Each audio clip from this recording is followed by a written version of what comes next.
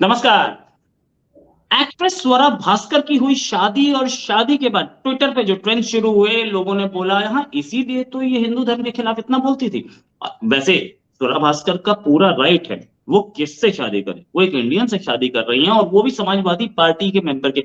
Samajwadi party को किसी भी एंटी नेशनल नहीं कहा जा सकता और मुस्लिम है धर्म में तो वो उनकी चॉइस है। लेकिन ट्विटर इस पर बहुत हंगामा मचाए हुए, ट्विटर पे ट्रेंड चल रहा है कि इसीलिए कितने साल से अफेयर, क्वेश्चन पूछा जा रहा है कितने साल से अफेयर चल रहा था, जितने साल से चल रहा था क्या उतने ही साल से ये हिंदू धर्म के खिलाफ इतना बोल रही थी। वैसे स्वरा भास्कर को अपने हस्बैंड एक प्रोटेस्ट के दौरान मिले थे, वहीं से इनका अफेयर शुरू हुआ था। इसी में बात करने के लिए हमारे साथ तान्या जी हैं। तान्या जी एक्टिविस्ट हैं और साथ में हिंदू धर्म के लिए, जिसे बोलते हैं हिंदू धर्म के लिए काम करती है मैम, और साथ में संगम टॉक्स की संपादक भी मैम। बहुत बहुत स्वागत आपका हमारे शो में। पहली चीज मैम कि अगर मैडम ने शादी की तो उससे प्रॉब्लम क्या है, पहली चीज। दूसरी चीज ये कि ये क्यों पूछा जा रहा है कि कब से अफेयर चल रहा था और क्या हालत थी।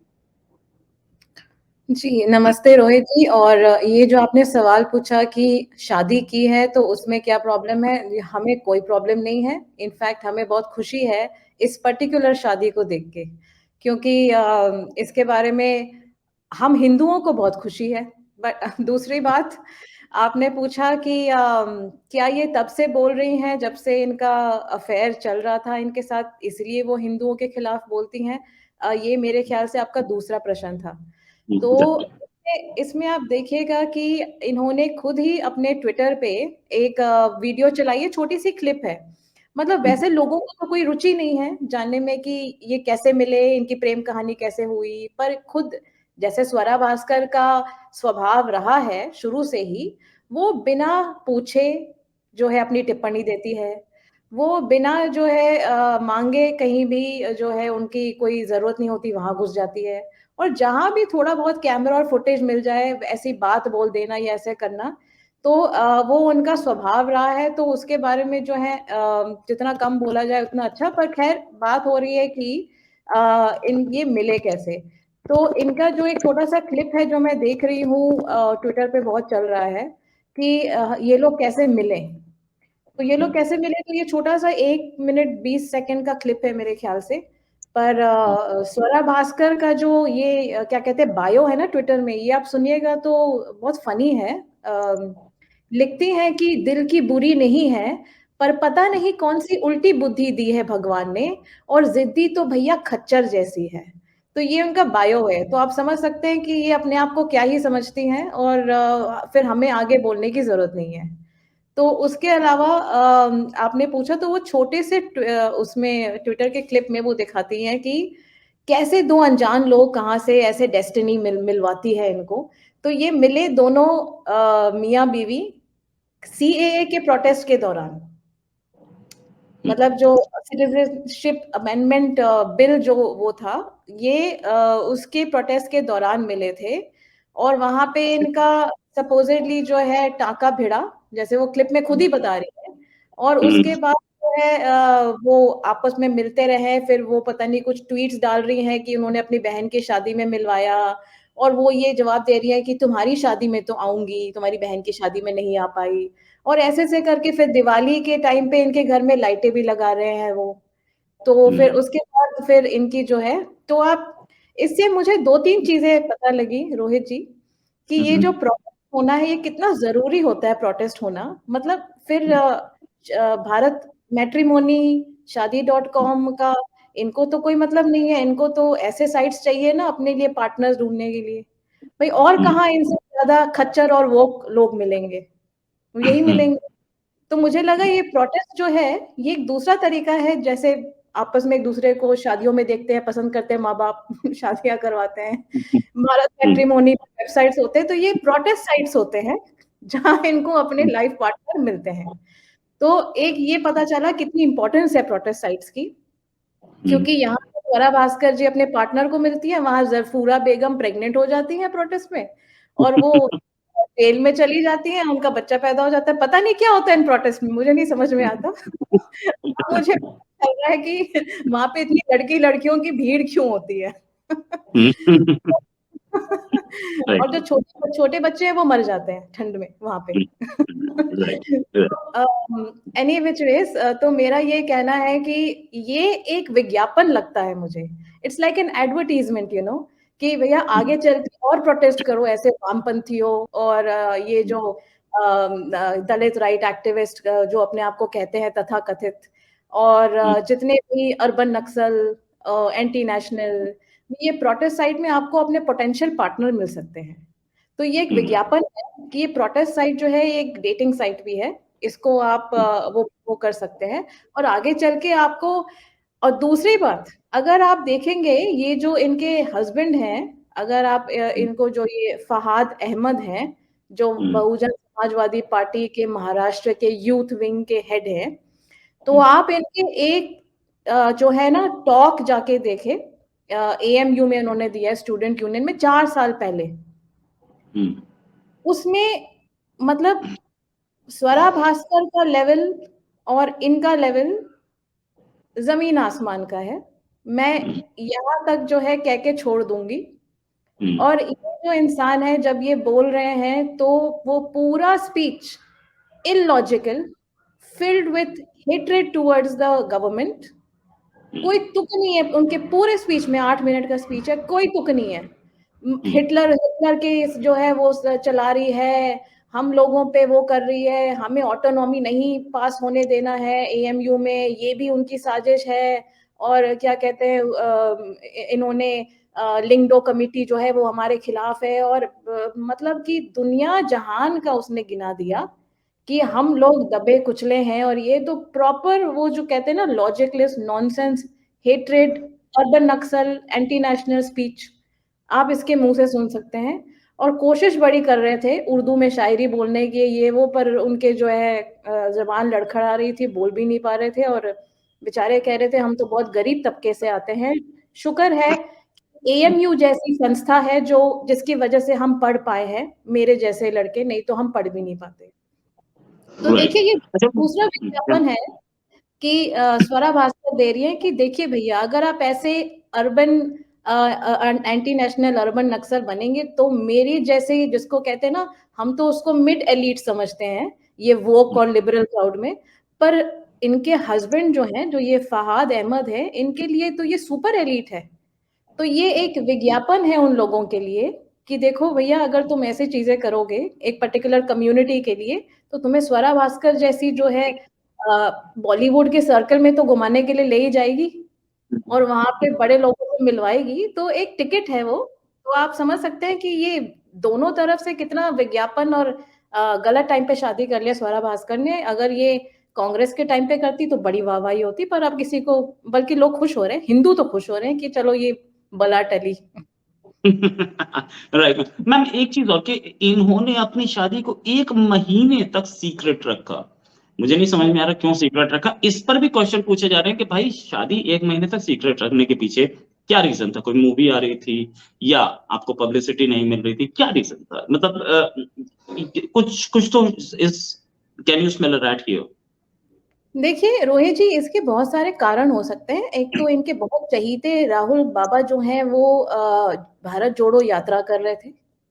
तो उसके अलावा जो है काफी ज्यादा एंटी बॉलीवुड चल रहा था ना ये सब कुछ, और पठान की रिलीज हो रही थी और ये सब कुछ, तो उनको जो है इस बीच में ये सब चीजें अगर डालती तो ठीक नहीं रहता ना।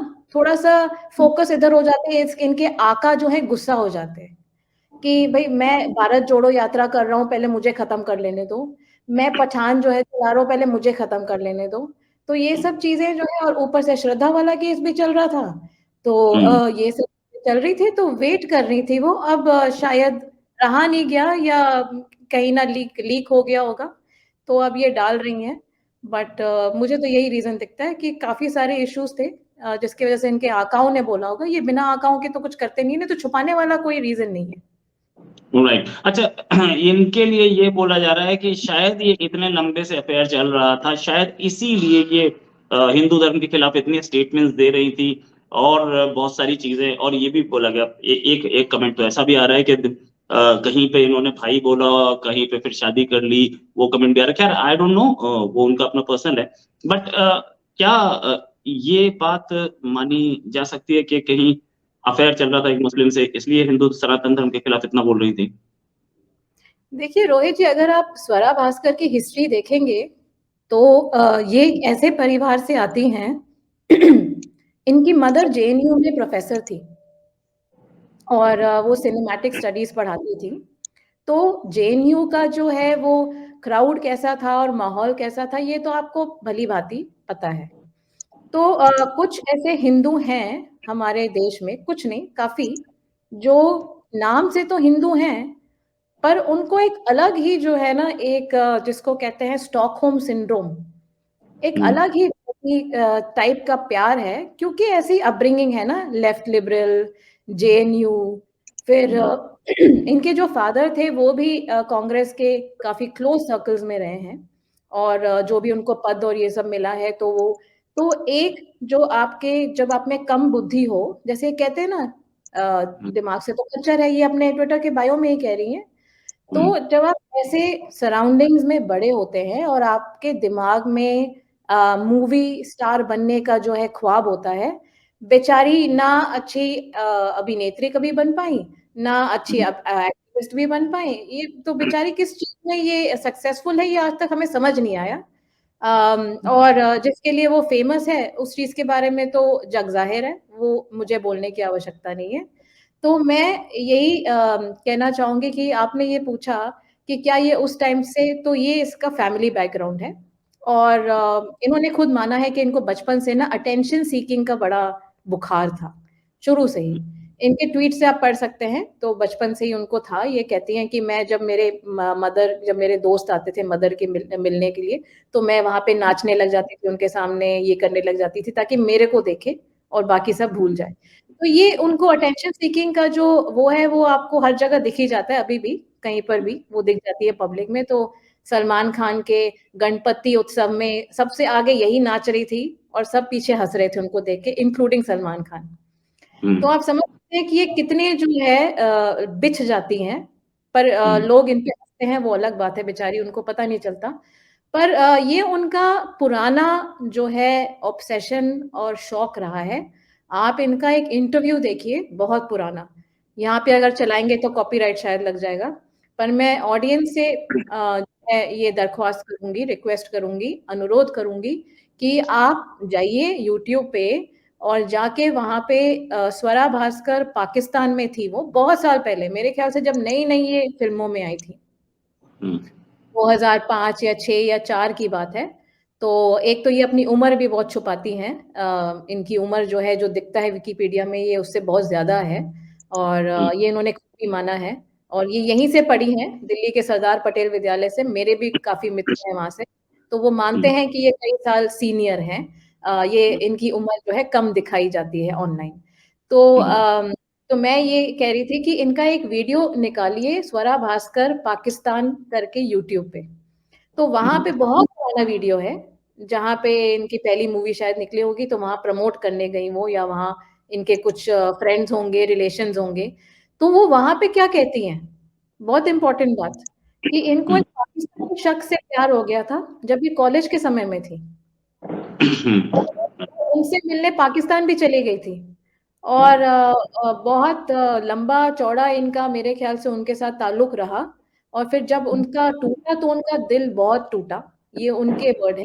और वो कहती है कि मेरे दिल में हमेशा पाकिस्तानियों के लिए बहुत प्यार है और मुसलमानों के लिए बहुत प्यार है। तो वो बिल्कुल जो फैन गर्ल कहते हैं ना, वो जो होस्ट है वो भी बड़े सरप्राइज हो रहे थे, इनफैक्ट उनको भी हंसी आ रही थी कि वो बिल्कुल ही जो है ना वो बिल्कुल एज अ फैन बिहेव कर रही थी, जैसे ऑब्सेस्ड है।